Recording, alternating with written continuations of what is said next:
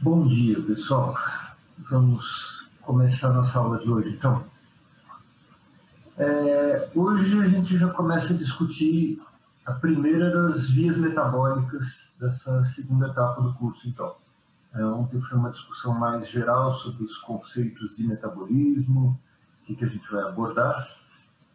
Agora a gente já começa a discutir as vias propriamente ditas. Aí, como eu tinha comentado com vocês lá no início, primeira aula, primeiro a gente vai conversar sobre vias catabólicas e depois sobre vias anabólicas. E aí, durante as vias, eu já vou colocando uma ou outra pincelada de pontos de integração e tal, mas no final a gente vai ter uma discussão um pouco mais detalhada sobre integração do metabolismo, como é que essas vias atuam em conjunto, mais ou menos como a gente viu ontem naquele mapa metabólico. Tá? Então, a primeira via que a gente vai analisar é a glicólise, que é uma via catabólica de carboidratos. Então, essa glicólise ela é considerada uma via catabólica central, lembrando daquele mapinha metabólico, conjunto de várias vias que eu coloquei na aula de ontem. Essa era aquela via que aparecia destacada no centro, como um ponto de integração de várias vias metabólicas. E ela faz com que a diferença de energia livre entre a glicose e o piruvato possa ser conservada na molécula de ATP para que ela possa ser usada em outras vias. Então, de novo, a gente volta àquele exemplo que eu usei ontem para conservação de energia. Você tem um intermediário comum, que é o ATP. Então, essa pergunta aqui de como a energia armazenada em moléculas como a glicose é usada para trabalho biológico passa por aquele conceito de a diferença de energia livre da transformação de glicose em piruvato vai ser utilizada para a transformação de ADP em ATP.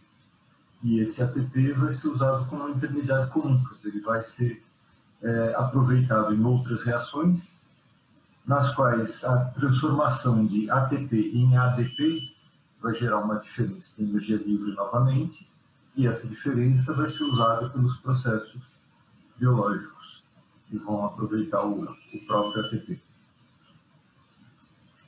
Então, a gente vai ver que essa glicólise ela está colocada aqui como única fonte em algumas células. A maioria das células consegue usar glicólise, mas também consegue usar outras fontes de energia, não só glicose. Por exemplo, células musculares conseguem usar lipídios também como fonte de energia, conseguem usar aminoácidos como fonte de energia, mas existem células que não têm essa diversidade de fontes, não têm vias metabólicas o suficiente para essas outras, e conseguem usar só a glicose. Um exemplo disso são as hemácias. São células que dependem exclusivamente de glicose para a obtenção de energia. Não adianta elas terem acesso a outras moléculas que poderiam ser usadas, porque elas não têm como fazer o processo catabólico dessas moléculas. Outro exemplo, mas já não tão restrito quanto hemácias, são os neurônios. Esses neurônios eles conseguem usar alguns derivados de lipídios, chamados de corpos cetônicos, como fonte de energia, mas a fonte principal usada para essas células também é a glicose. Então, esse processo acaba sendo bastante relevante para essas células. Além disso, essas transformações que a gente observa durante a glicólise, elas vão fornecer precursores para outras vias de síntese. Então, a gente vai ter a glicólise não só sendo usada como fonte de energia, mas também como fonte de precursores para vias anabólicas. A gente pode encontrar, por exemplo, a glicólise fornecendo moléculas que vão ser usadas para uma via anabólica, para a via de síntese de aminoácidos. Daí essa questão da glicólise ser considerada essa via catabólica central, porque ela interage com várias outras vias. Então, vamos dar uma olhadinha como é que é o comportamento dessa via, como é que são os aspectos gerais dessa transformação. A gente vê aqui, então, que a glicólise vai ser a transformação de glicose a piruvato. Então, a gente vai ter como substrato inicial a glicose e como produto final o piruvato. E esse mecanismo ele é dividido em duas fases, uma chamada de fase preparatória, outra chamada de fase do pagamento, com um total de 10 etapas, de 10 reações. E um ponto interessante, quase uma curiosidade, mas é bem relevante aqui para a glicólise, é que todos os carboidratos envolvidos aqui são isômeros D. Os isômeros L já são incompatíveis com o sítio catalítico dessas enzimas. Elas só conseguem processar os isômeros na forma D. Essa glicose, então, é aquelas duas etapas que eu falei ali na apresentação, na figura anterior, são essas daqui. Fase preparatória, no momento inicial, e depois a chamada fase do pagamento. Elas recebem esse nome em função do fluxo de energia nessa glicose. Por quê? Nessa fase preparatória, é necessário que a célula faça um investimento de ATP, quer dizer, ela usa ATP para fazer hidrólise de ATP, transformando em ADP, gerando um preparo desses intermediários, que na segunda fase do pagamento vão ser repostos, esses ATPs usados, com lucro, quer dizer, vão ser gerados mais moléculas de ATP do que foram consumidas no início. A gente observa aqui, então, nessas fases, uma primeira reação, a transformação de glicose em glicose 6-fosfato, que vai ser ligado a um fosfato aqui do carbono 6, e esse fosfato vem do ATP. Então, a transformação de ATP em ADP libera um grupo fosfato, e esse fosfato liberado vai ser ligado ao carboidrato. Depois, essa glicose 6-fosfato vai ser transformada em frutose 6-fosfato, então, na isomerização. Essa frutose 6-fosfato recebe mais um outro fosfato proveniente de mais um ATP, que é transformado em ADP, e o fosfato vem novamente para o carboidrato. E aí essa frutose 1,6-bifosfato, então ela é uma hexose, vai ser clivada em duas trioses, que são a de hidroxicetona-fosfato e gliceraldeído 3-fosfato. Essas moléculas podem ser convertidas uma na outra, mas a reação acontece preferencialmente de dihidroxiacetona para gliceraldeído, porque o gliceraldeído vai ser consumido na próxima reação, que transforma esse gliceraldeído 3-fosfato em um 3-bifosfoglicerato. Essa transformação aqui vai envolver a ligação de fosfato inorgânico e vai envolver um processo de oxidorredução, usando esse nucleotídeo, NAD, que vai ser passado da forma oxidada para a forma reduzida. Isso aqui, essa etapa aqui, então já começa a ter um pouco de conservação de energia, não na forma de ATP, mas na forma de potencial redutor. Que a gente vai ver mais para frente, vai ser usado na fosforilação oxidativa como fonte de energia para a geração de ATP, por um processo diferente do que a gente está vendo aqui. Só um parênteses, que eu estou comentando essas reações rapidinho aqui para a gente ter uma noção geral de como elas acontecem. Daqui a pouquinho eu vou voltar e detalhar cada uma delas, mostrando o que acontece com mais detalhe. E essa pergunta que está aqui no chat, daqui a pouquinho eu volto a ela, só para não perder a sequência aqui das reações. Bom, esse 1,3-bifosfoglicerato, ele vai ser transformado em 3-fosfoglicerato, quer dizer, ele perde um fosfato, e esse fosfato vai ser usado para incorporação a um ADP formando ATP. O 3-fosfoglicerato é mudado para 2-fosfoglicerato, só muda a posição do grupo fosfato. que é transformado em fosfenol piruvato, também mais uma mudança estrutural, e esse fosfenol piruvato perde o seu fosfato para outro ADP que vai formar ATP. Nessa fase, que é a fase do pagamento, então, pagamento por quê? Aqui a gente vê a conservação de energia na forma de ATP. E nessa fase, está tudo com esse 2 na frente aqui. Esse 2 se refere à estequiometria do processo, quer dizer, acontece 2 vezes. Por quê? A gente começou com exoses na fase preparatória, mas na fase do pagamento a gente está trabalhando com trioses. Então, cada exose vai dar origem a 2 trioses. Né? Cada molécula de 6 carbonos vai dar origem a 2 de 3 carbonos.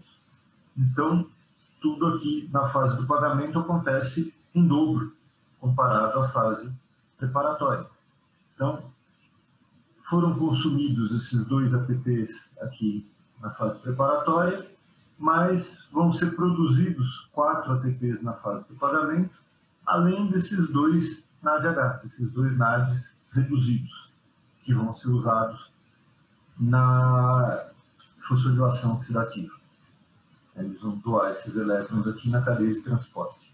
Mas isso é assunto para a gente conversar mais para frente. Tá. Antes de seguir adiante com essas reações e mais características da glicólise, tem uma pergunta aqui de repetir como a energia armazenada em moléculas de glicose é usada para realizar trabalho biológico.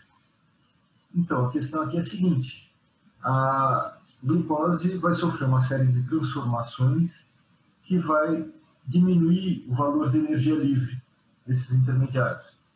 Essa diminuição de energia livre vai estar associada ao aumento de energia livre dos nucleotídeos ligados a fosfatos.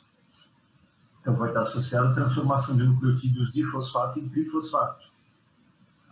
Então, ao mesmo tempo em que da glicose até piruvato, de uma forma geral, diminui o valor de energia livre, do ADP para o ATP aumenta o valor de energia livre. E esse ATP é que vai ser usado nos processos biológicos. Então, lembrando que não é a quebra da ligação covalente que fornece energia. Às vezes a gente pensa, quebrou a ligação fosfato do ATP e forneceu energia livre. Não. Quebrar a ligação covalente precisa receber energia, você precisa fornecer energia para uma molécula para conseguir quebrar uma ligação covalente. Né? Mas a diferença de energia livre entre o substrato e o produto é que fornece esse excedente. Fornece uma quantidade de energia que pode ser aproveitada em outro processo. Tá? Depois me diga se ficou claro ou se ainda tem dúvida. Enquanto isso, vamos ver mais algumas características, então, desse processo geral aqui da glicólise. Na figurinha ali das reações, deu para a gente ver, então, que na fase preparatória, a gente observa 2 fosforilações de substratos. Né? Então, a gente vai ter fosforilações do carboidrato a partir de fosfatos cedidos pelo ATP. A gente observa a quebra de uma exose em 2 trioses e a gente vê que o ATP é investido para formar compostos com maior energia livre. Então, voltando aqui um pouquinho na reação, na fase preparatória, a gente vê aqui que existe essa fase inicial em que o ATP é consumido, então, ATP é transformado em ADP, e o fosfato é usado para fosforilar os carboidratos. Esses carboidratos fosforilados têm um valor de energia livre mais alto. Ué, então está aumentando a energia livre? Isso não seria um processo anabólico? Se fosse só até aqui, seria. Mas a gente está avaliando o processo como um todo, de glicose até piruvato. Então, depois, na fase do pagamento, a coisa muda. Ainda na fase preparatória, as exoses vão ser transformadas em trioses. Nas fosforilações, a quebra da exose em triose e o investimento de ATP, que aumentou a energia livre de hidrólise. Mas isso vai ser usado mais para frente. Quando? Na fase do pagamento. Então, na fase do pagamento, a gente vai ter um armazenamento dessa energia livre na forma de ATP. Então, aquele ATP que foi consumido na fase preparatória vai ser restituído na fase do pagamento com um lucro, quer dizer, vai ser produzido mais do que foi usado. É um processo que tem cerca de 60% de eficiência na recuperação de energia. Em termos de processos biológicos, isso é uma eficiência muito alta. A maioria dos processos biológicos tem uma eficiência menor que isso. Tá? E a gente precisa lembrar que isso não está usando toda a energia livre de hidrólise da glicose. Ela está usando pouco mais que 5% dessa energia de oxidação da glicose. Então, a energia da oxidação completa da glicose ainda poderia ser muito mais utilizada. Mas o que acontece com os outros quase 95%? Eles ficam na forma de piruvato. Então, o piruvato ainda tem um valor de energia de oxidação bem elevado. Tanto que a gente vai ver mais para frente que essa energia que ainda permaneceu na forma de piruvato vai ser aproveitada em outras vias, que vão continuar fazendo a oxidação disso. A glicólise é o início do processo. Se o mecanismo para a obtenção de energia for aeróbio, esse piruvato ainda vai ser bastante utilizado. Essa glicólise, ela usa intermediários fosforilados. Vamos voltar lá na via para ver mais detalhes disso. Olha aqui, a glicose não tem fosfato, mas daqui para frente a gente tem glicose 6-fosfato, tem o fosfato aqui então. Frutose 6-fosfato, também tem o fosfato aqui. Frutose 1,6-bifosfato, 2 fosfatos nessa molécula. Hidroxiacetona, fosfato, gliceraldeído, 3-fosfato, bifosfoglicerato, 3-fosfoglicerato, 2-fosfoglicerato e fosfenolpiruvato. Então, exceto o primeiro substrato, a glicose, e o produto final, o piruvato, todos os intermediários da via são fosforilados. Todos eles estão ligados a um grupo fosfato. Isso vai ter uma característica interessante. Esses compostos fosforilados, eles apresentam carga negativa em pH 7. Por serem carregados, eles não conseguem, então, atravessar facilmente a membrana. Eles precisariam de um canal, de um transportador, que não está disponível nas células. Então, eles, apesar de terem um gradiente de concentração, quer dizer, de estarem mais concentrados dentro da célula do que fora da célula, eles não atravessam essa membrana. Por quê? Porque eles estão carregados. E essa característica da membrana ser formada pelos lipídios antifáticos impede que eles consigam atravessar. O que para a célula é muito interessante, é uma vantagem grande, já que a célula investiu ATP numa situação em que ela precisa de ATP para a formação desses compostos. Então, os compostos que receberam esse investimento de energia não são lançados para fora da célula. Eles se mantêm na célula até que a fase do pagamento consiga usar esses compostos e recuperar a energia. Tá? Essa fosforilação desses componentes também facilita a transferência do fosfato para o ADP. Tanto em termos de energia livre, então eles têm um valor de energia livre mais alto, o que favorece a transferência para o ADP formando ATP, como ele já tem o componente fosforilado, quer dizer, os dois componentes necessários, o carboidrato, que tem o valor de energia livre, e o grupo fosfato, que vai ser ligado ao ADP, já estão no mesmo substrato. Então, a transferência se dá no nível do substrato de fosfato diretamente para o ADP, formando ATP. E mais um ponto em que essa fosforilação é favorável ao processo é na ligação ao sítio catalítico. O sítio catalítico das enzimas que fazem essa transferência de grupo fosfato apresenta magnésio, que tem carga positiva. Então, a presença de uma carga negativa no grupo fosfato facilita a ligação desses intermediários, tá? Então, favorecendo mais uma vez o processo. Essas enzimas que vão atuar na transferência desses componentes são de vários tipos. E eu coloquei aqui os 4 mais marcantes nessa glicose, na glicólise.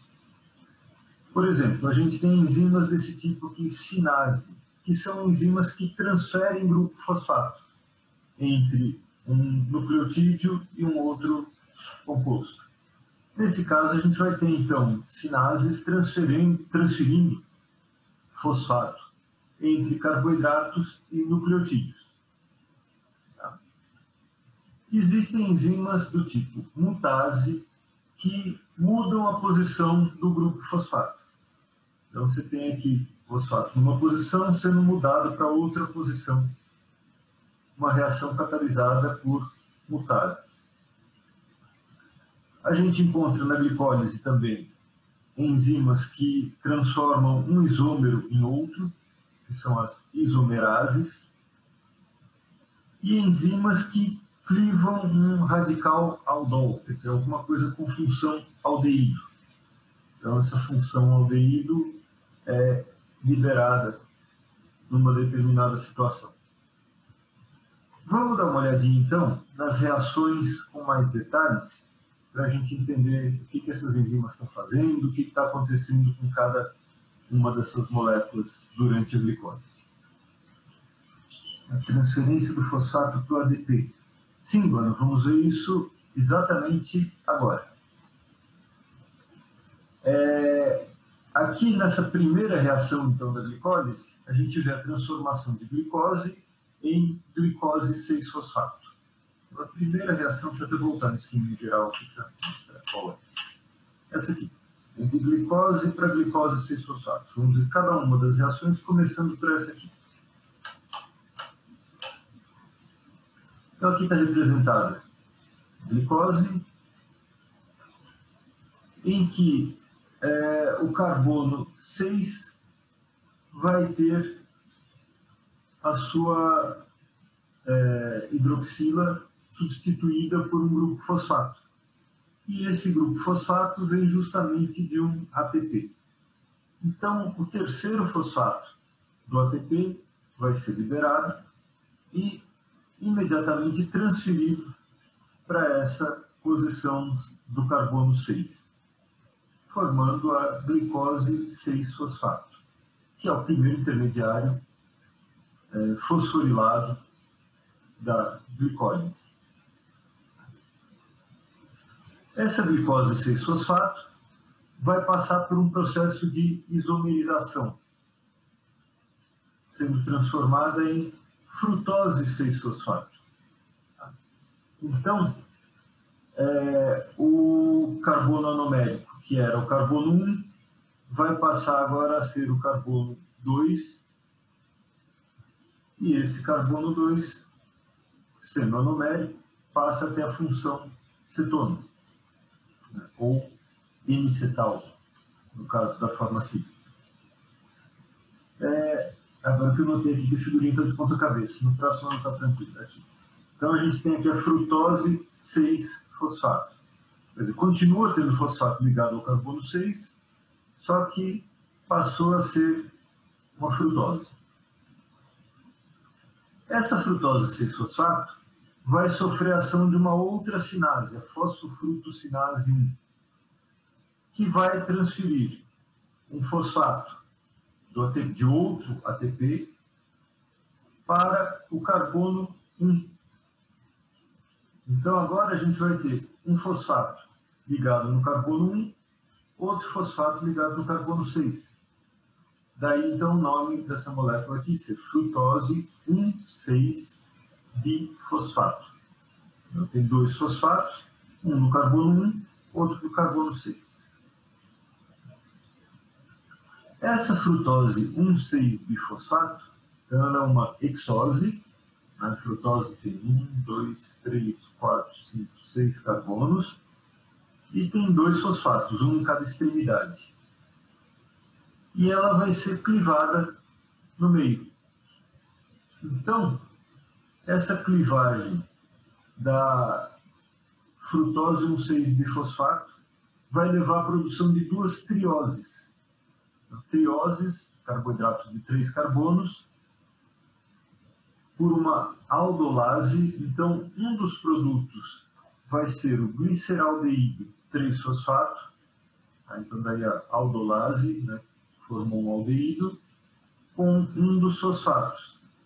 E o outro vai ser a dihidroxiacetona fosfato.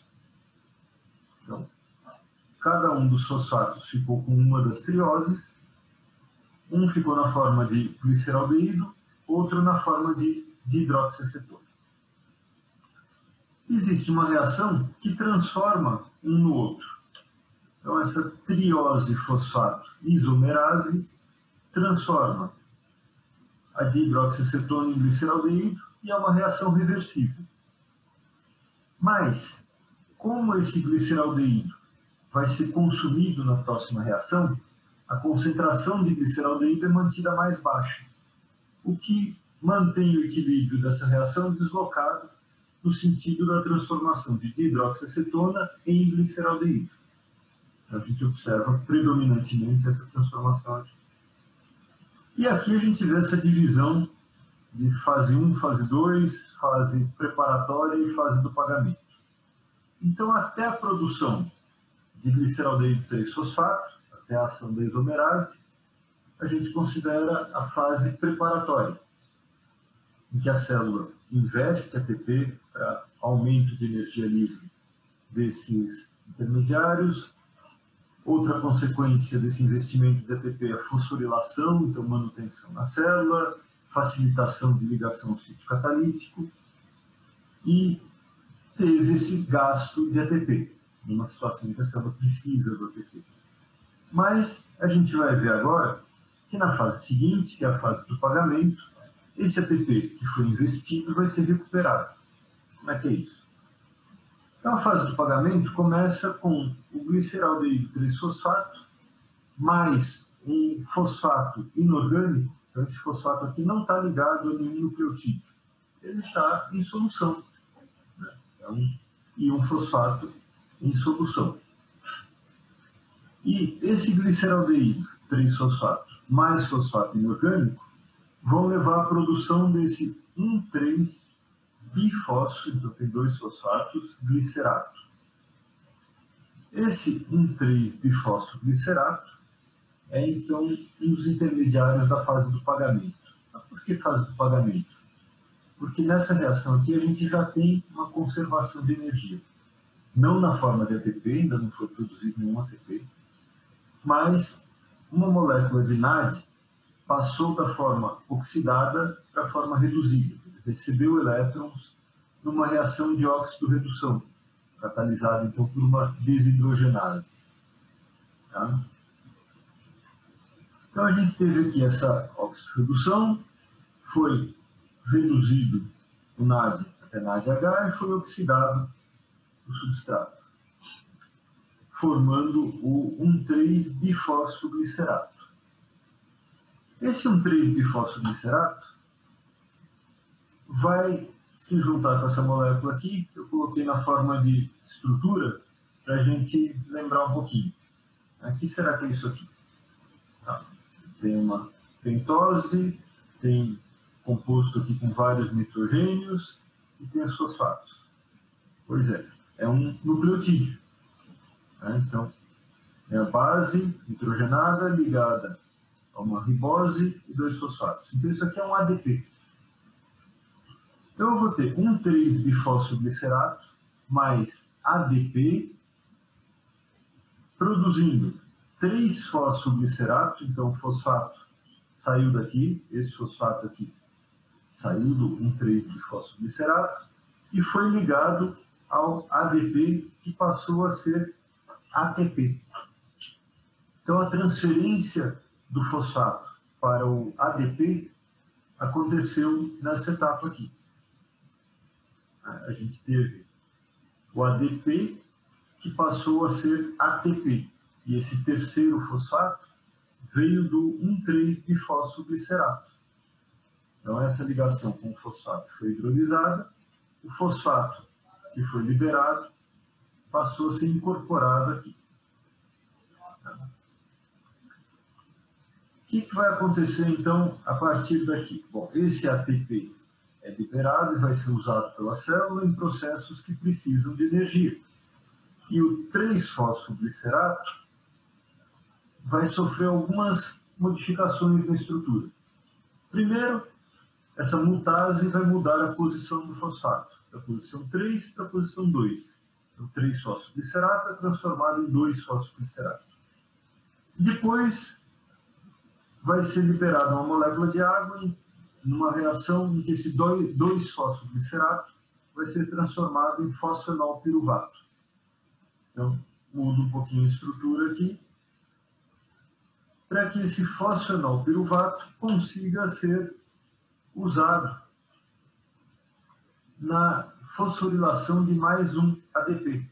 Então, eu usei uma outra forma de representar o ADP aqui, adenosina difosfato, que vai receber o fosfato do fosfoenolpiruvato. Então, o fosfoenolpiruvato libera esse fosfato que vai ser incorporado aqui. Então, eu vou ter piruvato, porque o fosfato do fosfoenolpiruvato veio para cá, mais ATP. Esse piruvato já é o produto final da glicólise. Daqui para baixo já são outras vias, outros mecanismos que podem usar o piruvato.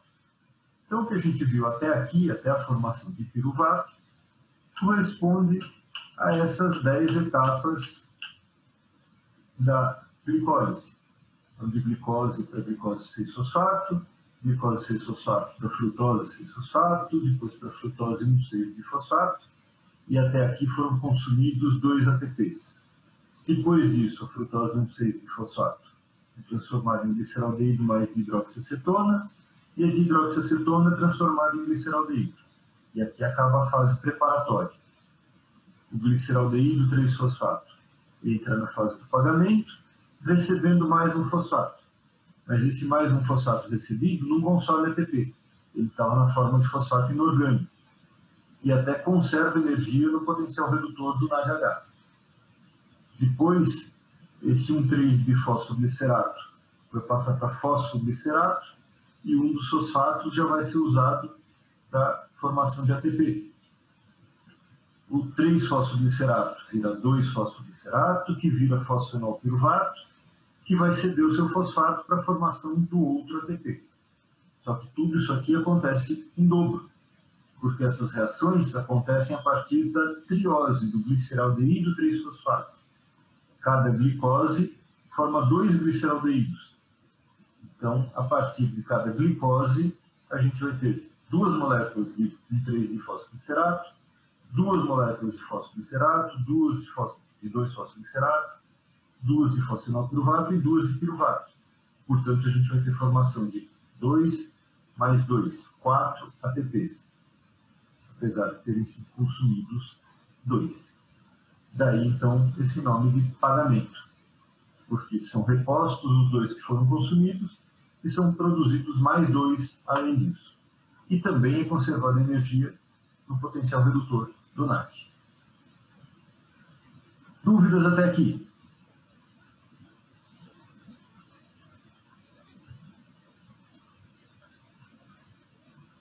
Coloquem aí no chat se tiver alguma dúvida. Faltam 2 minutinhos para a gente encerrar essa primeira parte da aula. Queria pedir para vocês colocarem a presença no chat. Então, gente, esse piruvato que foi formado ainda apresenta uma grande parte da energia de oxidação da glicose, mais de 90%. E o que pode ser feito com ele? Depende do processo metabólico que for realizado daí para frente.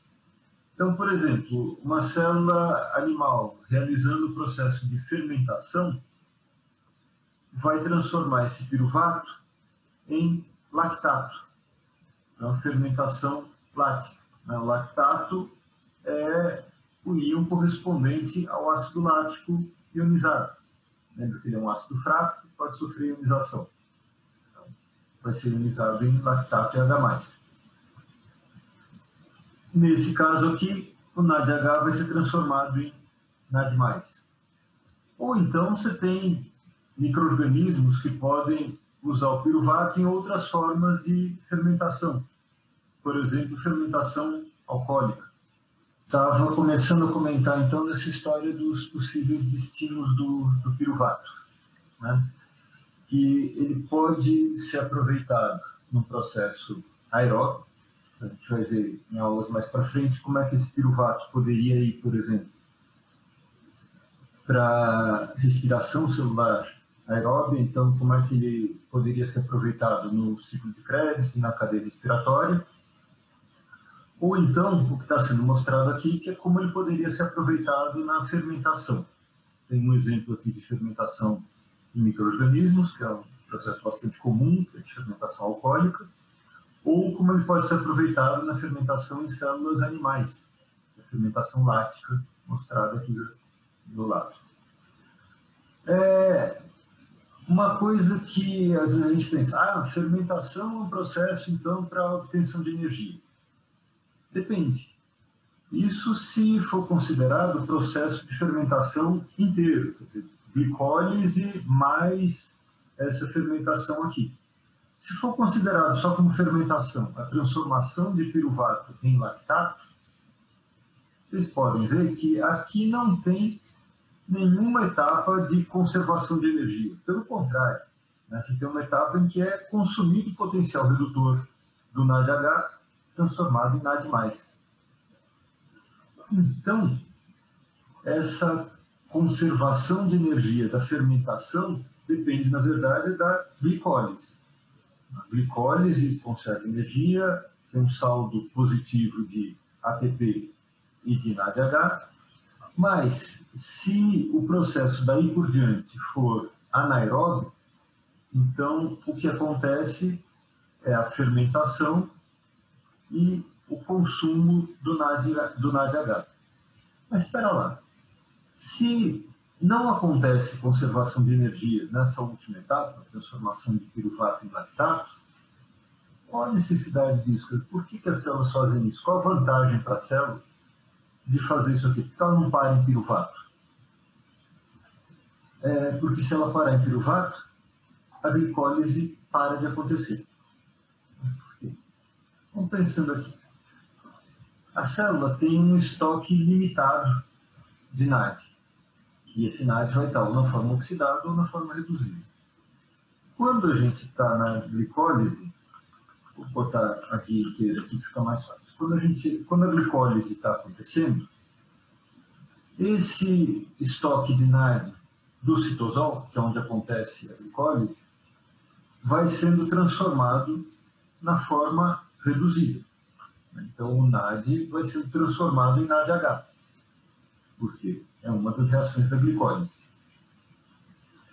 E a glicólise depende de NAD oxidado para acontecer. Esse NAD oxidado é um dos substratos dessa reação. Para a transformação de gliceraldeído 3-fosfato em um 3-bifosfoglicerato acontecer, a célula precisa de 3 substratos: o gliceraldeído 3-fosfato, o fosfato inorgânico e o NAD oxidado. Os 3 precisam se ligar ao sítio catalítico da enzima para que a reação aconteça. Só que um desses 3, o NAD, ele está presente em concentração bastante limitada no citosol e ele vai sendo transformado em NAD reduzido.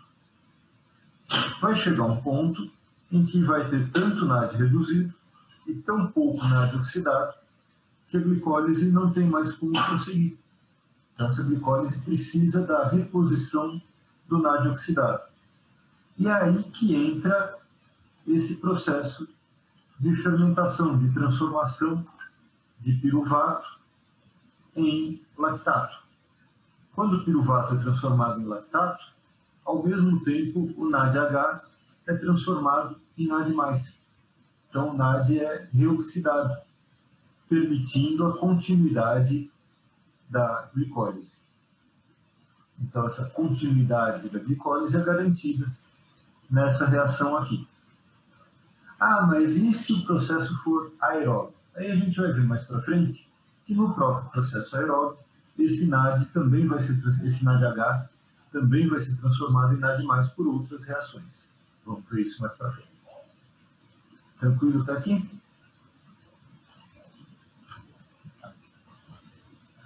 Então, os principais destinos desse piruvato seriam ou o processo de respiração aeróbica ou processo de fermentação. Você pode ter vários tipos de fermentação, mas o ponto comum importante para isso é a deposição do NAD. Aqui tem a situação de que é um processo que depende de algumas vitaminas, tem uma relevância grande aqui, você precisa dessas coenzimas para que o processo aconteça, mas não é só no anaeróbio, no aeróbio também. A gente vai ver isso mais detalhes por lá. Outra coisa interessante é que esse piruvato, além de ser usado aqui ou no processo aeróbio ou no anaeróbio, ele pode ser usado como precursor para outras vias também. Então, aquela história que eu tinha comentado com vocês lá, que a glicólise pode gerar precursores para vias anabólicas, o piruvato é um deles. Ele pode ser desviado nesse ponto para a síntese de intermediários do ciclo de Krebs, para a síntese de aminoácidos. Então, você tem esses outros possíveis destinos do piruvato. E aí vem uma questão interessante aqui. Ok, a gente viu a glicólise, quer dizer, como que a glicose pode ser usada nessa obtenção de energia. Mas é só a glicose? Não, né? A gente tem outras possibilidades. Por exemplo, células animais têm outras formas de reserva de energia. Como é que é isso? A gente tem células animais com reserva de glicogênio. Tá? Como é que é essa reserva de glicogênio? Lembra lá que o glicogênio é um polissacarídeo formado por unidades de glicose. Tá? Essas unidades de glicose, então, do glicogênio, vão poder ser usadas aqui. Mas como é que acontece essa transformação? A gente vê isso. Outra coisa, glicose não é o único monossacarídeo que pode ser usado como fonte de energia pelos animais. Existe a possibilidade do uso de frutose, do uso de galactose, que vem da lactose. Então a gente tem que dar uma olhada em outras possíveis formas de entrada nessa via da glicólise. Como é que vai funcionar isso? Então vamos ver aqui. A gente tem como vias de entrada.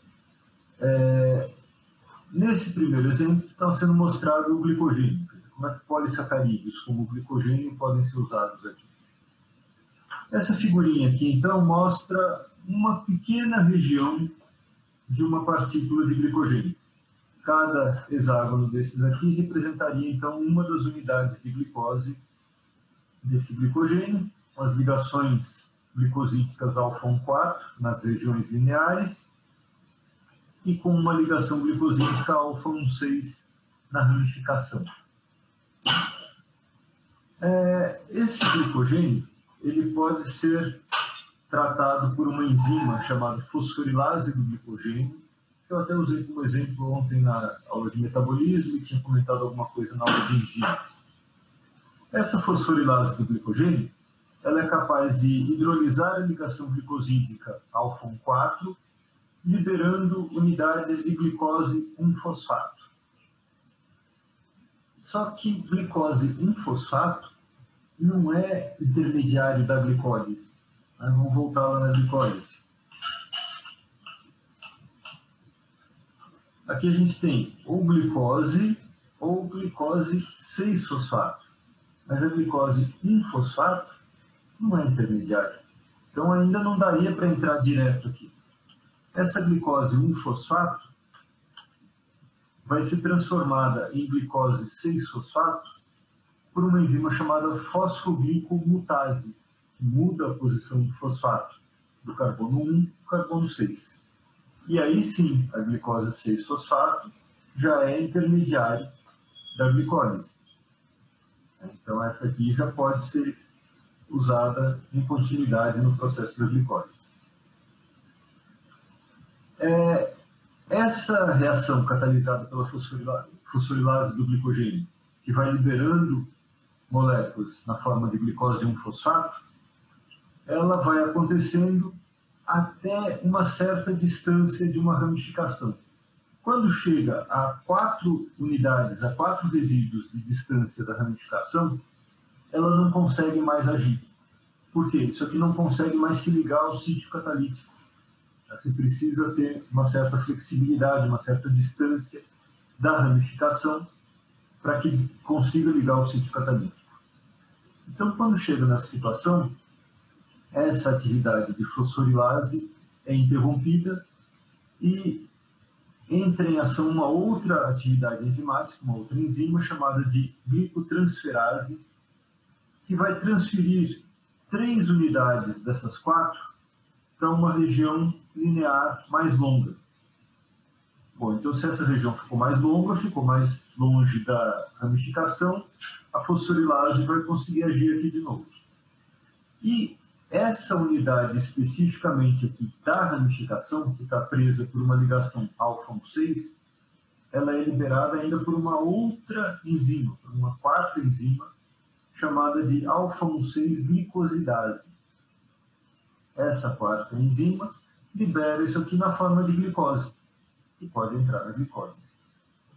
Então, combinando as atividades de todas essas enzimas, a partícula de glicogênio conseguiria ser completamente utilizada.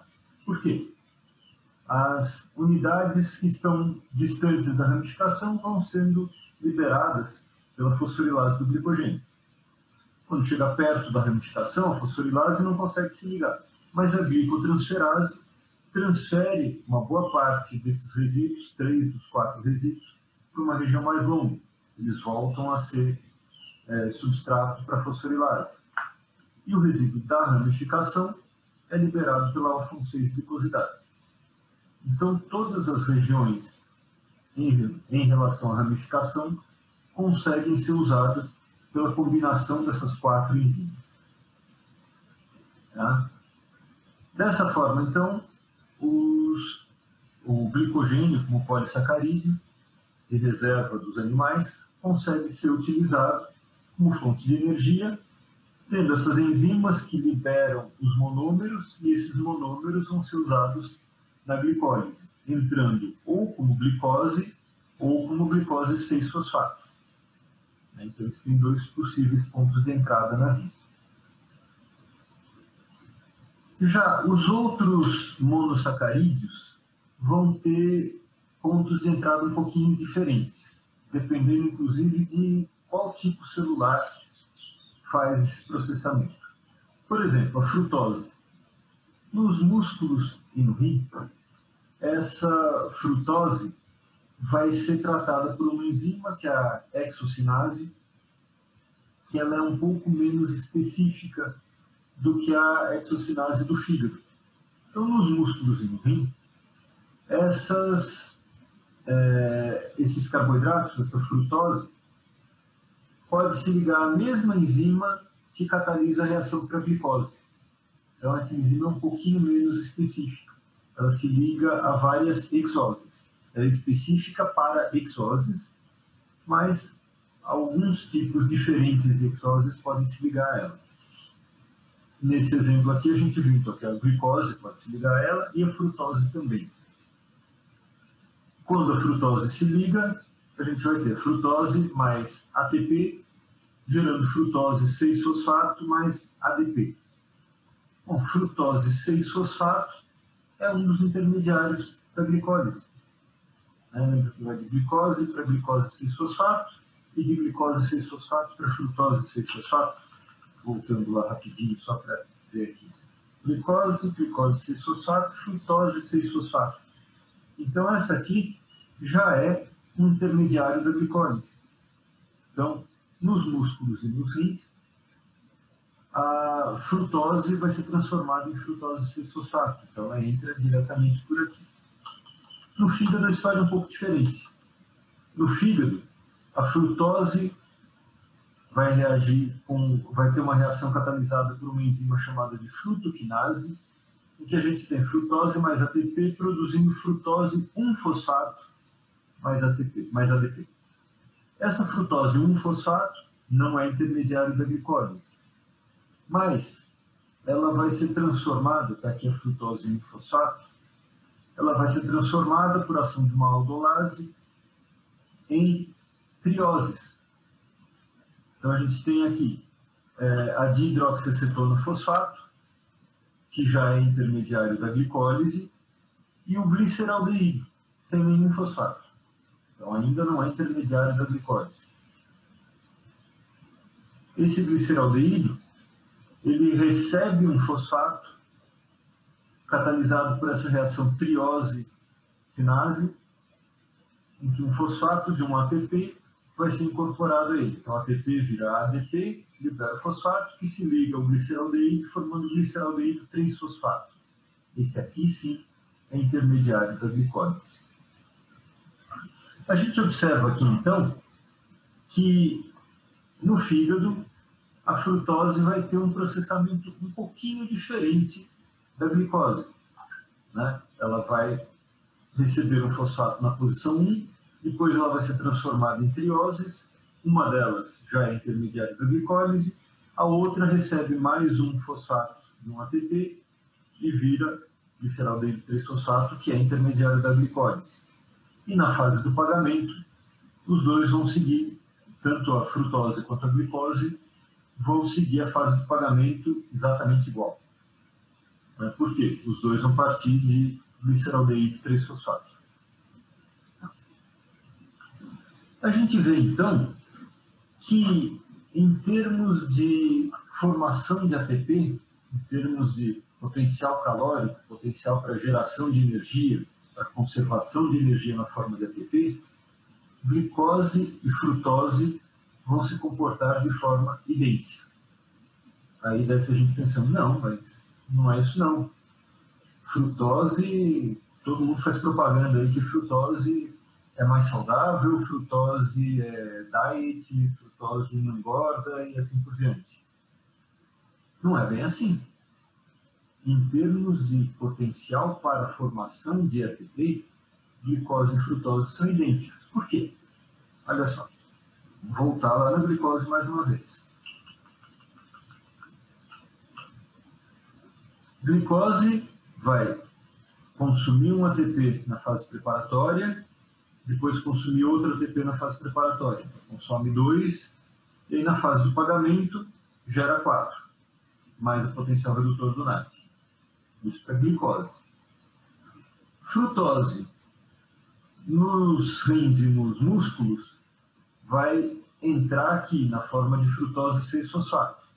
Mas para chegar aqui, ela consome um ATP. Ela vai ter frutose mais ATP, formando frutose 6-fosfato mais ADP. Então, o gasto de ATP vai ser a mesma coisa. Eu vou ter aqui, deixa eu até rabiscar, vamos lá, muito rabisco.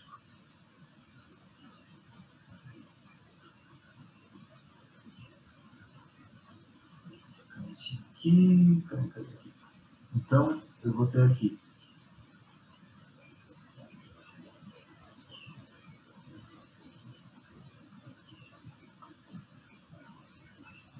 e aqui esse ATP vai para ADP. Né? Então, no caso da frutose, nos rins e nos músculos, em vez de usar o ATP nessa reação aqui, vai usar o ATP nessa reação aqui. E esse ATP vai ser mantido e daqui para frente é tudo igual. Então, a gente continua tendo um consumo de 2 e uma produção de 4. Portanto, um saldo de 2. Ah, mas e no fígado? No fígado era aquela história toda diferente. Pois é. No fígado, deixa eu apagar isso aqui.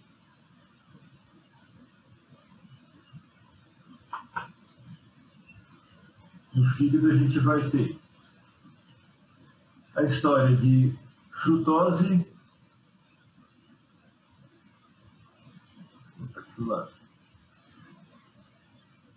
mais ATP, produzindo frutose 1-fosfato, certo? A frutose 1-fosfato não é intermediário da glicólise, mas frutose 1-fosfato vai produzir dihidroxiacetona fosfato pela ação da aldolase, mais gliceraldeído, sem fosfato. E esse gliceraldeído, pela triose sinase, então vai ter gliceraldeído mais ATP, produzindo gliceraldeído 3-fosfato mais ADP. Então, o que aconteceu aqui? No fígado, a frutose consumiu um ATP aqui para fazer a frutose 1-fosfato. E esse fosfato ficou aqui na dihidroxiacetona fosfato. O gliceraldeído usou mais um ATP aqui para fazer o gliceraldeído 3-fosfato. Como é que isso fica em termos de saldo, então? Na fase preparatória da frutose no fígado, foi gasto um ATP aqui e outro ATP aqui. Então, gastou 2 na fase preparatória do mesmo jeito. E a fase de pagamento? A fase de pagamento é igual. Dihidroxiacetona vira gliceraldeído e o gliceraldeído segue na fase de pagamento. Então, aqui não muda. Então, em termos de saldo de ATP, glicose e frutose são idênticas. Em termos de potencial calórico, são idênticas. Mas e por que o pessoal anuncia que é diferente e tal? A diferença, a gente vai ver mais para frente em regulação do metabolismo, está justamente nas formas de controle do metabolismo. Por quê? Existe uma regulação hormonal, um hormônio chamado de insulina e por um outro chamado de glucagon, que sofre uma influência muito grande da glicose, mas não sofre influência quase nenhuma da frutose. Então, o controle em função de glicose e frutose é diferente, apesar desse mecanismo de produção de energia ter o mesmo saldo.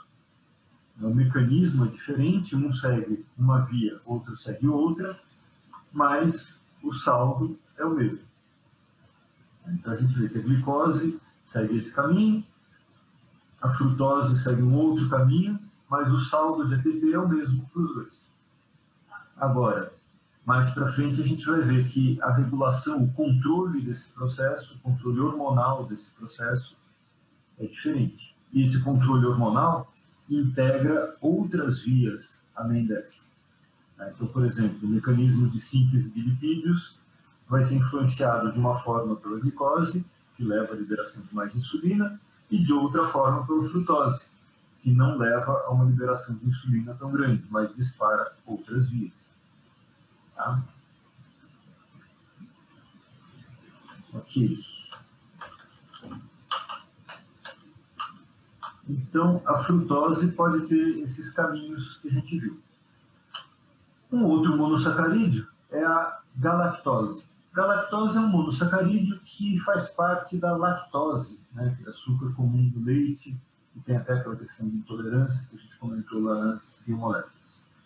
Então, a galactose, depois da hidrólise da lactose em galactose mais glicose, a galactose é um dos monossacarídeos liberados. E essa galactose vai ser transformada em galactose 1-fosfato usando um ATP, por essa enzima galactosinase. Essa galactose 1-fosfato pode ser aproveitada na glicólise, sendo transformada em glicose 1-fosfato. Para isso, é necessária uma molécula de UDP-glicose, que está representada aqui, aqui embaixo, desculpa, UDP-glicose, mais uma enzima. Tem um nome meio complicado, mas já vamos ver. Então, eu tenho aqui a galactose 1-fosfato, está representada em cima, mais uma molécula de UDP-glicose, mais essa enzima aqui, UDP-glicose, galactose 1-fosfato e uriditransferase. Primeiro, vamos entender o que é a UDP-glicose. UDP-glicose é a estrutura que está mostrada aqui embaixo.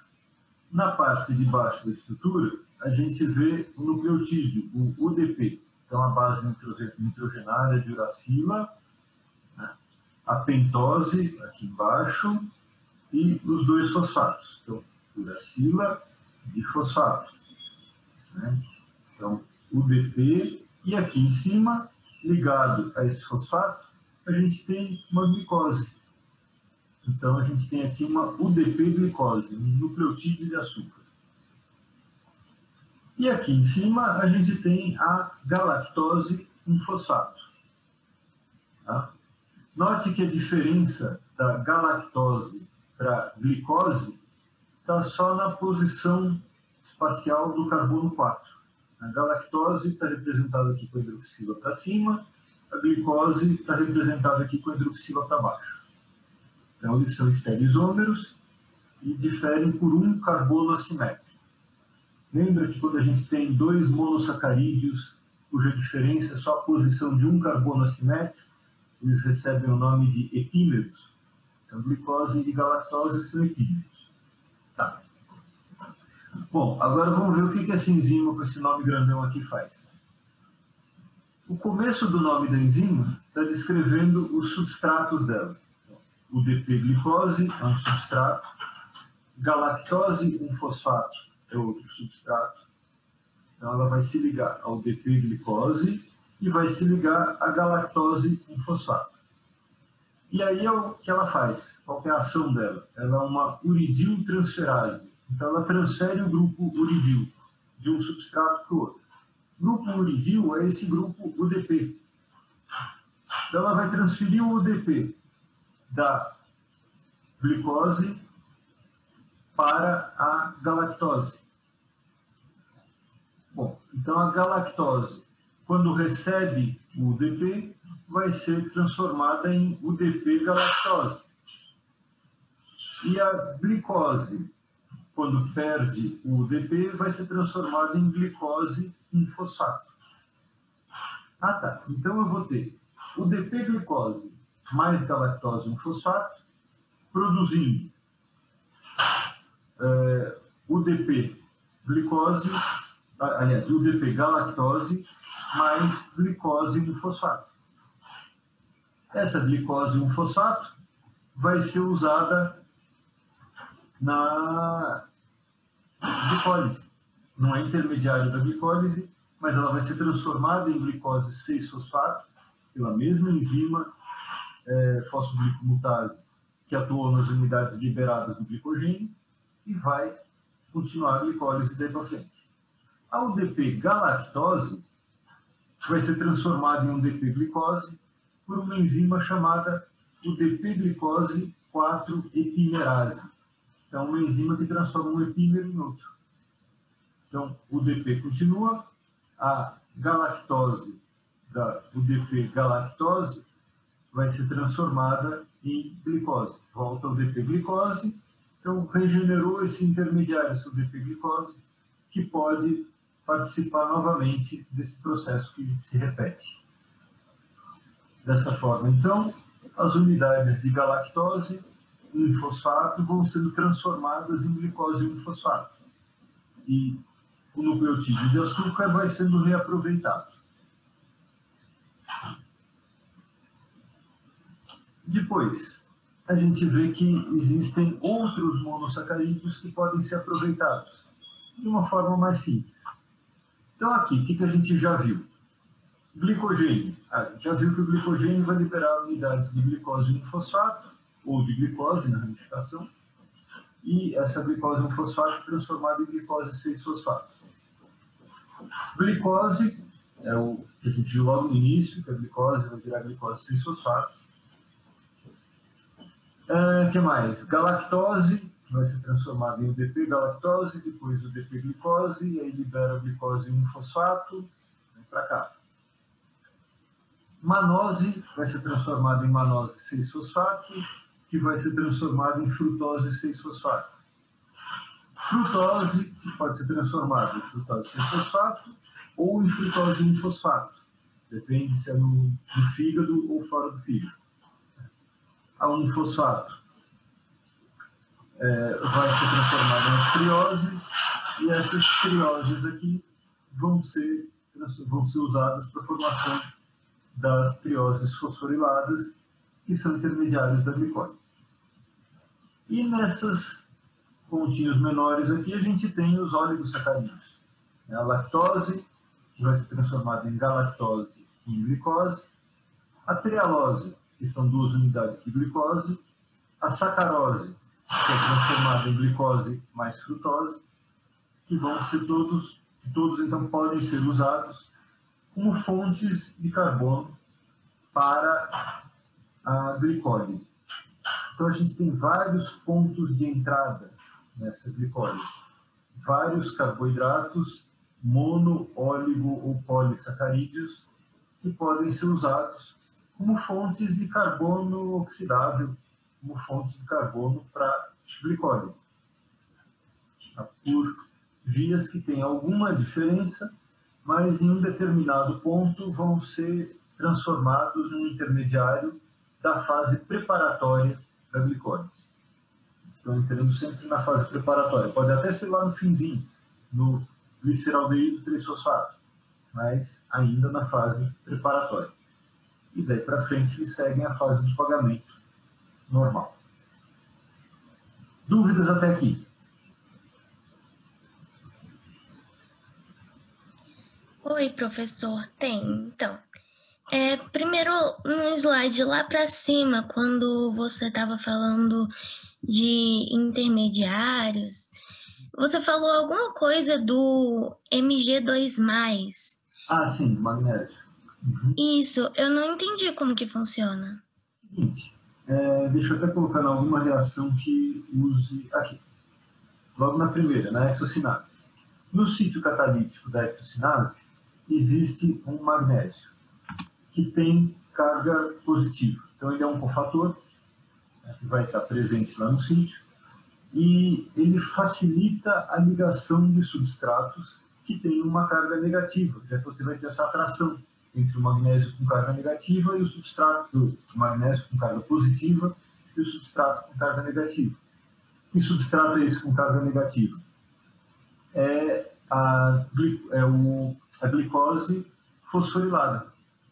Então, você tendo um grupo fosfato, você facilita a interação desses componentes. De novo aqui, fosfato com carga negativa, magnésio com carga positiva, então você facilita a ligação do intermediário fosforilado e a presença, a permanência dele no sítio catalítico até que a reação aconteça.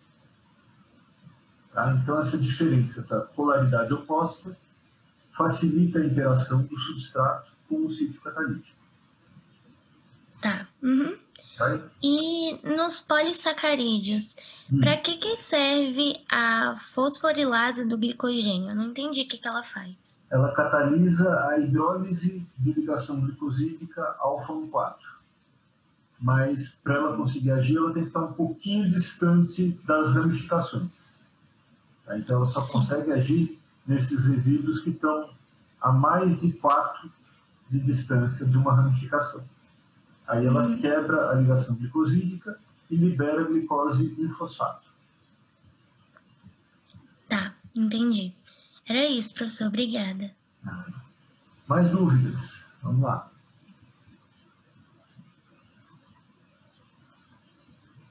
Tudo tranquilo? Na etapa da piruvacinase, magnésio está associado a um potássio também carregado positivamente, desempenha a mesma função do magnésio.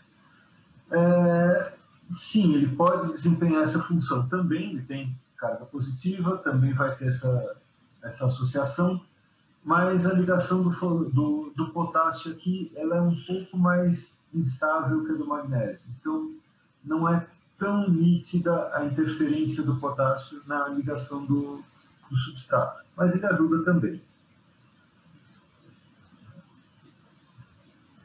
O que mais?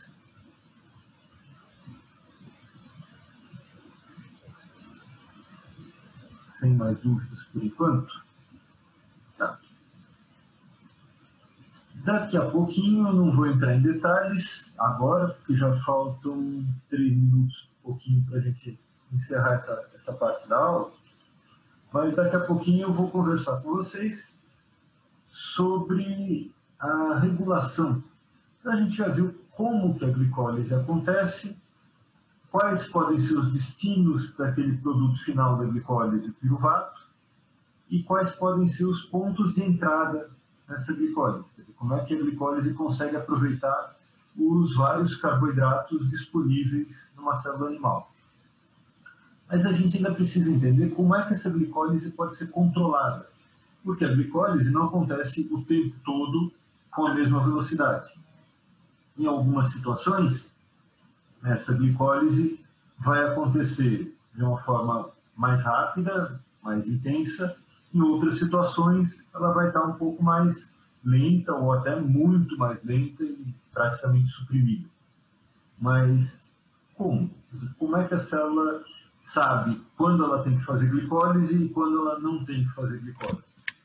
Então, a gente vai estudar um pouquinho aqui dos mecanismos de regulação, de controle dessa via. Para evitar ser cortado pelo Zoom, então vamos interromper agora, fazer um intervalinho de 10 minutos, e aí a gente continua para ver essa regulação. Ok, pessoal, vamos continuar então.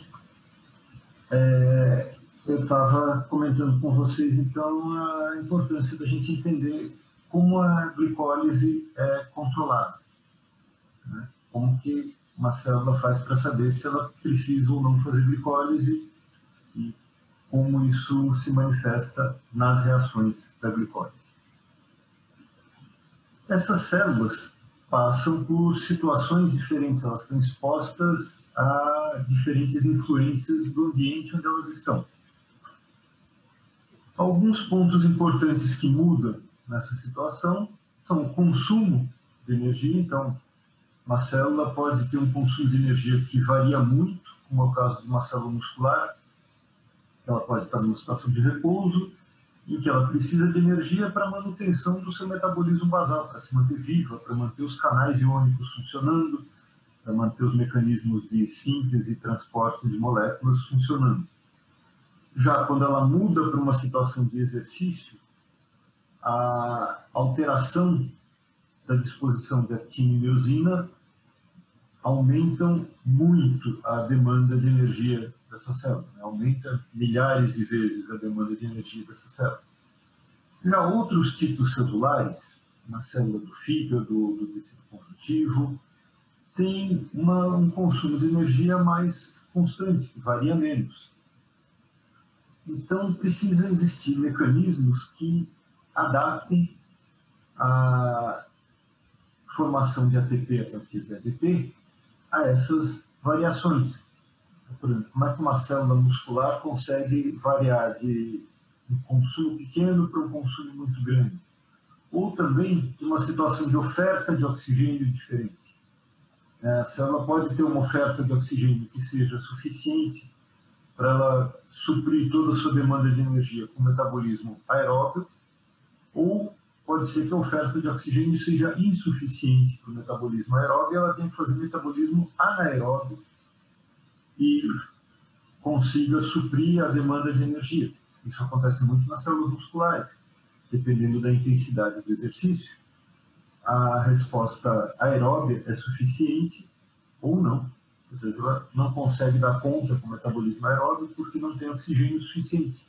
Ela precisa partir para o metabolismo anaeróbio. Essa insuficiência do aporte de oxigênio pode ser em função da circulação para aquela célula, pode ser que ela não tenha uma irrigação que leve oxigênio, leve sangue o suficiente para portanto não dá de oxigênio suficiente, ou pode ser em função da respiração pulmonar. Pode ser que o animal esteja numa condição em que ele não consegue fazer respiração pulmonar o suficiente. Por exemplo, o animal está nadando. Em alguns momentos ele não consegue fazer troca gasosa, não consegue mandar ar para o pulmão suficiente para essas trocas. Então isso vai gerar estados estacionários diferentes. Estados estacionários que vão depender de ajustes em vias metabólicas. Como é que vão ser os ajustes na glicólise? Em algumas situações, esses ajustes vão ser limitados pelo substrato. Então, pode ser que a célula não receba glicose o suficiente para que a glicólise aconteça num determinado ritmo. Se não tem glicose suficiente, você tem um limite por substrato para que a via aconteça. Mas, às vezes, você tem glicose suficiente, mas você não tem demanda. Então, o consumo que a gente viu aqui em cima pode ser mais baixo. Então, por exemplo, uma célula muscular em repouso, ela pode estar recebendo glicose suficiente, mas faz pouca glicólise, né, em resposta a uma situação em que a demanda de ATP é baixa. Então, é importante que a gente tenha esse limite na atividade enzimática, funcionando como umas válvulas de controle de quanto de glicose ou quanto de substrato vai ser consumido.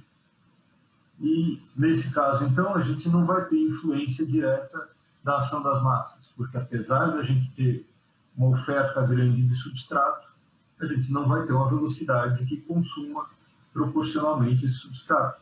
A gente vai ter as etapas limitantes. Então, alguma etapa vai ter a sua velocidade reduzida por controle da atividade enzimática, por moduladores ou por mudança na concentração da enzima, e vai fazer com que a etapa limitante tenha uma velocidade mais lenta, evitando o consumo de glicose numa situação em que a demanda de energia é baixa. Vamos ver então como é que são essas etapas. A gente vai ter etapas de regulação diferentes em tecidos diferentes. Por exemplo, se a gente considerar o metabolismo do glicogênio, comparando músculo e fígado, a gente vai ter que a aplicação disso no músculo é o fornecimento de ATP para a contração. Quer dizer, a ação da fosforilase do glicogênio no músculo vai ter como consequência o uso dessas unidades liberadas, dessas unidades de glicose liberadas, fornecendo energia para a contração muscular. A sequência de eventos vai ser a seguinte: a gente tem um estímulo por adrenalina, que leva à liberação de AMP cíclico, que estimula a fosforilação da fosforilase quinase, a fosforilase sinase, que fosforila a fosforilase do glicogênio, transformando na forma ativa. E a gente tem também a regulação alostérica, que é mais rápida, baseada em AMP e ATP. Aumento de AMP estimula, aumento de ATP diminui. No fígado, a situação é diferente. O fígado responde ao nível de glicose circulante. Ele tem uma reserva de glicogênio que não responde à adrenalina, mas responde ao nível de glicose circulante. Ao contrário do músculo. O músculo não responde ao nível de glicose circulante, mas responde à adrenalina. No músculo, a gente vai ter um mecanismo muito parecido com a fosforilase do glicogênio. Só que o que dispara não é a adrenalina, é o glucagon, que é um hormônio liberado quando a concentração de glicose circulante é baixa. E aqui nessa situação, então, a gente vai ter o fígado quebrando sua reserva de glicogênio e lançando essa glicose na circulação. E o músculo não. A glicose circulante pode estar baixa que o músculo não responde. A gente vai ver mais para frente que isso é uma vantagem evolutiva grande para os animais, porque eles vão ter uma reserva de glicogênio no músculo que não vai ser usada mesmo que o animal esteja em hipoglicemia, quer dizer, mesmo que ele esteja precisando de glicose. Como é que isso pode ser uma vantagem para o animal não usar uma reserva mesmo que ele precise? Pelo seguinte, o animal pode precisar dessa reserva muscular para obtenção de alimento. Ele pode precisar disso para se deslocar até o alimento. Pensar, por exemplo, um carnívoro. Ele pode se manter em repouso até que ele consiga detectar que tem algum animal que serve de alimento para ele, e aí ele precisa correr para capturar esse alimento.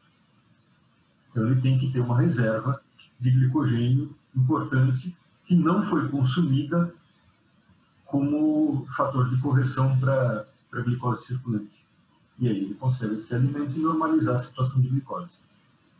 Tá? Então a gente tem a mesma via, que é a via da fosforilase do glicogênio, sendo controlada por mecanismos diferentes em tecidos diferentes. Na glicólise especificamente, a gente vai encontrar na via da glicólise que a gente viu 3 pontos de controle. E aí vocês devem estar pensando, vai se confundir, porque aqui tem 4 losaninhos azuis aqui. Não, são só 3 pontos de controle. Por quê? Porque esses 2 primeiros aqui se referem ao mesmo ponto de controle, só que em tecidos diferentes. Uma situação parecida com essa do glicogênio que eu comentei com vocês. Então, essas 2 etapas aqui se referem à transformação de glicose em glicose 6-fosfato, que no músculo é catalisada por uma isoforma dessa exocinase, e no fígado é catalisado por outra isoforma da mesma exocinase, que também pode ser chamada de glicosinase. No músculo, a gente observa que existe uma inibição alostérica pelo produto, que é a glicose 6-fosfato, e ela tem um Km bem baixo, um Km que, em condições de glicemia normal, faz com que a célula trabalhe em velocidade máxima. No fígado, a situação é um pouquinho diferente. No fígado, a gente vai ter um Km mais alto do que a glicemia.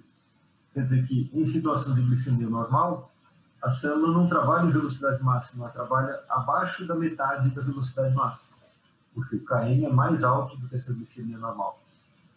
Só lembrando lá das enzimas, o Km é a concentração do substrato que leva a uma velocidade que é metade da máxima. Tá? Então, como o músculo já trabalha em velocidade máxima, não adianta aumentar o substrato, porque se aumenta a concentração de glicose, se aumenta a glicemia, não muda a velocidade, ele não responde a isso. Ele já está na velocidade máxima. Já no fígado, a situação é diferente. O fígado trabalha numa concentração de glicemia menor do que o Km. Se aumentar a glicemia, vai aumentar a velocidade, porque ainda não atingiu a máxima. Então, o fígado responde a um aumento de concentração de glicose. O que é interessante, já que o fígado vai fazer essa regulação da concentração de glicose circulante. Então, se aumentar a concentração de glicose circulante, o fígado vai captar a glicose, transformar em glicose 6-fosfato, mas não necessariamente ele faz glicólise. A gente vai ver lá para frente, em vias anabólicas, que ele pode usar essa glicose 6-fosfato para fazer glicogênio e usar isso como reserva. Ou então, ele vai usar como fonte de energia e fazer glicólise. Mas isso depende dos 2 outros pontos de controle, da fosfofrutossinase 1 e da piruvato-sinase. Por quê? Vamos ver aqui. Essa fosfofrutossinase 1, lembra que é uma reação lá da fase preparatória também. É o segundo ponto de fosforilação da fase preparatória. A gente vai ter, então, que nessa fosfofrutossinase 1 vai acontecer uma inibição por ATP, quer dizer, a presença de ATP vai se ligar a um sítio alostérico, diminuindo a afinidade da enzima pelo substrato, que é a frutose 6-fosfato. Tá? Existe um outro componente aqui, que é o citrato, que quando está no citosol, em concentração aumentada, potencializa o efeito do ATP. A gente vai ver mais para frente que isso vai ser um ponto de integração com o metabolismo de lipídios, com a síntese de lipídios. Tá? Então, inibindo esse processo aqui, vai estar sendo um dos pontos a mais para a regulação da síntese de lipídios. E a gente vai ver aqui também que tem mais 3 moduladores alostéricos, frutose 2,6-bifosfato, cuidado para não confundir com a 1,6, é a 2,6-bifosfato, ADP e AMP, que estimulam essa enzima. Então, são estimuladores alostéricos. Olha só que interessante. Então, se a concentração de ADP e de AMP estiverem altas, a glicólise vai ser estimulada. Por quê? Uma das enzimas da glicólise, que frequentemente é a etapa limitante, vai aumentar a sua velocidade. Então, ADP alto e AMP alto são sinalizadores típicos de um aumento na demanda de energia da célula. Por quê? Quando a demanda de energia da célula está alta, significa que ela está usando muito ATP. Usar ATP significa fazer a hidrólise de uma ligação fosfato e transformar ATP em ADP. Tá? Então, se a célula está transformando ATP em ADP, ela diminui a concentração de ATP e aumenta a concentração de ADP. Né? Ela consumiu um e produziu o outro. E isso pode acontecer com o AMP também. Ela pode consumir ADP e produzir AMP. Mas nessa situação também acontece um estímulo da glicólise, o que é importante para a célula, já que ela tem uma demanda de energia alta, está consumindo muito ATP, é importante que ela ative uma via que vai consumir glicose e produzir ATP. Então, aqui já é uma resposta à demanda de energia. Essa frutose 2,6-bifosfato, a história já é um pouquinho diferente. Ela vai ser importante, principalmente no fígado e no balanço entre a neoglicogênese e a glicólise, quer dizer, entre a via de síntese e a via de degradação, entre a via anabólica e a via catabólica de glicose. Mais para frente, quando a gente estudar neoglicogênese, a gente vai voltar a falar dessa frutose 2,6-bifosfato, vamos voltar a discutir isso aqui, para entender como é que ela funciona, coordenando as duas vias e impedindo que as duas aconteçam ao mesmo tempo. Né? Dessa forma, impedindo aquele ciclo fútil que eu comentei com vocês ontem. Tá? E uma outra enzima que também é regulatória na glicólise é essa piruvato-sinase. Ela tem ATP como inibidor alostérico e também acetilcoenzima A e ácidos graxos como inibidores alostéricos. Então, de novo, é uma enzima que vai responder à demanda de energia. Se a célula está usando muito ATP, a concentração de ATP baixa. ATP é inibidor dessa enzima. Então, se a concentração de ATP baixa, diminui o inibidor. A velocidade da reação catalisada por essa enzima aumenta. Então, tanto fosfofrutsinase 1 quanto piruvato-sinase respondem à demanda de energia, aumentando a velocidade da glicólise. Já esses dois moduladores aqui, acetilcoenzima A e ácidos graxos, vão fazer o controle da glicólise em resposta à presença de outras fontes de carbonos oxidáveis, de outras fontes que podem ser usadas em vias catabólicas. Nesse caso específico, os lipídios. Então, a escolha entre carboidratos e lipídios vai se dar por uma integração entre a via de oxidação de lipídios e a via de oxidação de carboidratos. Os carboidratos é que a gente está vendo, a glicólise. E esse ponto aqui da piruvato-sinase vai ser importante nessa integração do metabolismo. Então, notem que, ok, a gente compartimentalizou, estamos estudando a glicólise, mas eu já estou chamando a atenção para alguns pontos que a gente vai voltar a ver daqui a algumas aulas, que vão fazer essa integração entre vias metabólicas. Dúvidas até aqui?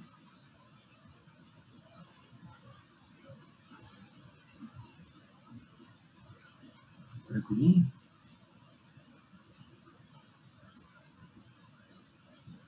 Tá, vamos pensando aí um pouquinho se tem dúvidas.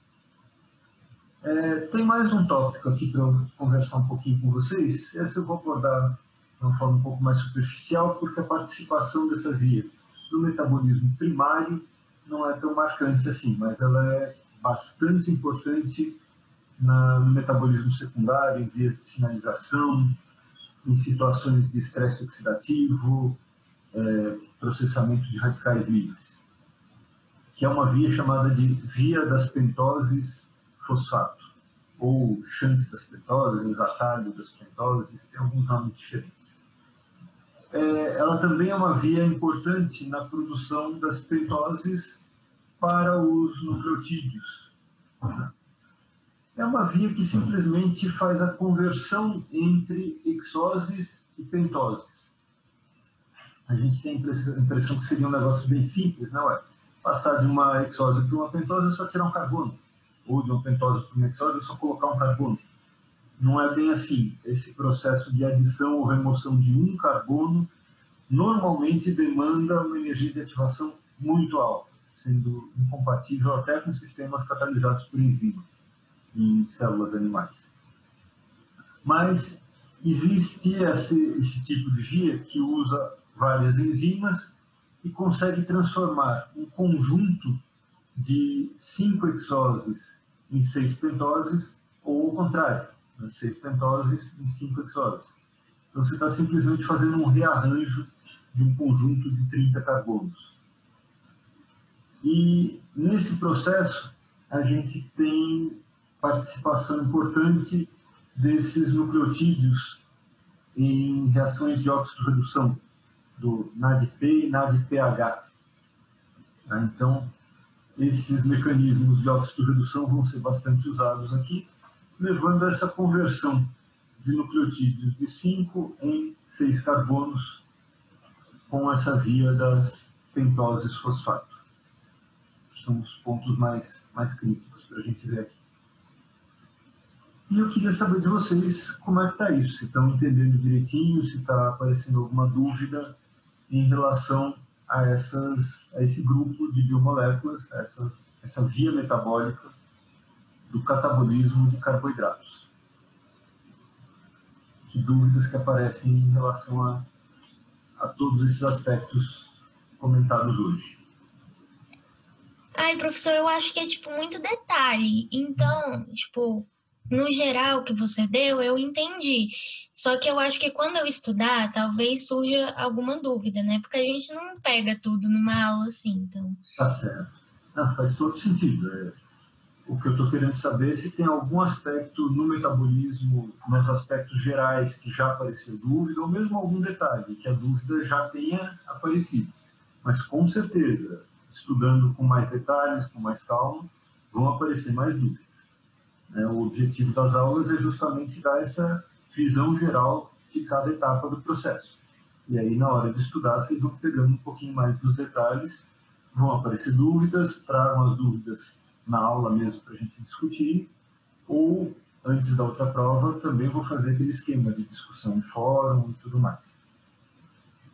Que dia a aula de ontem será postada? Espero que hoje. Era para ter sido ontem, mas me atrapalhei um pouquinho, tem algumas questões aí de experimentos do laboratório que estão me tomando um pouquinho de tempo para discutir, teses de alunos que tem que ler, mas hoje eu consigo dar uma editadazinha simples e postar a aula de ontem e a de hoje. Tá. Tranquilo então, gente? Não dúvidas? Tá. Como vai ficar a semana universitária? Vai ter aula? Sim, vai ter aula.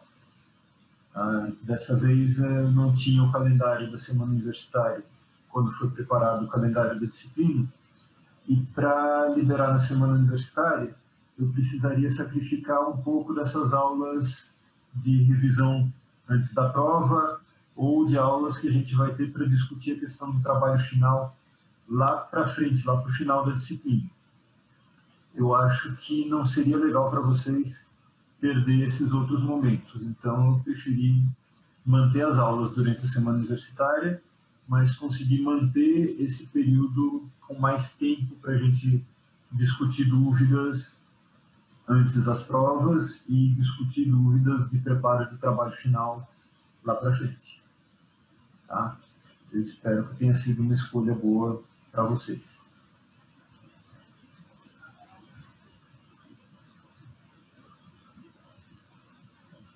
Que mais? Professor, Oi, posso dar só uma sugestão?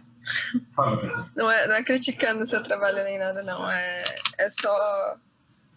porque no caso da aula dupla na quarta, eu não sei, pelo menos antes da prova que a gente teve agora, eu lembro que a última aula de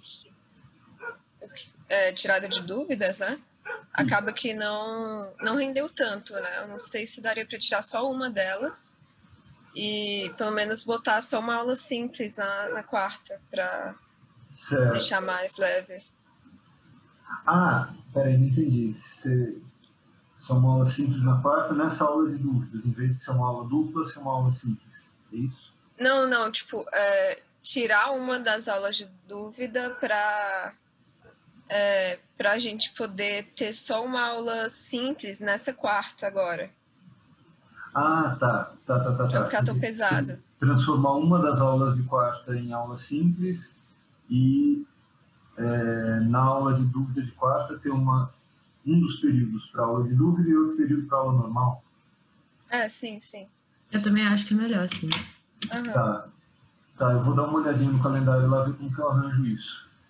Que eu acho que fica mais... Essa aula normal, na quarta, que seria reservada para dúvidas, vai ser uma aula de um tema de depois da prova, para não deixar para acrescentar matéria nova já pertinho do dia da prova. Tá? Mas eu ainda tenho que olhar o calendário direitinho, ver como é que eu consigo rearranjar isso. Uhum. Tá? É só uma sugestão mesmo, só para... Sim, se não der também. Agradeço, sugestões e críticas construtivas são muito bem-vindas. Tá? Não precisa ter medo de criticar. Tudo bem. O que mais? Mais algum ponto que vocês queiram discutir, comentar? Sei. Tudo tranquilinho? Por Então tá, mim. gente. Então vou encerrar a aula e nós nos vemos na sexta-feira. Ok? Tudo bem. Bom dia para vocês e até sexta.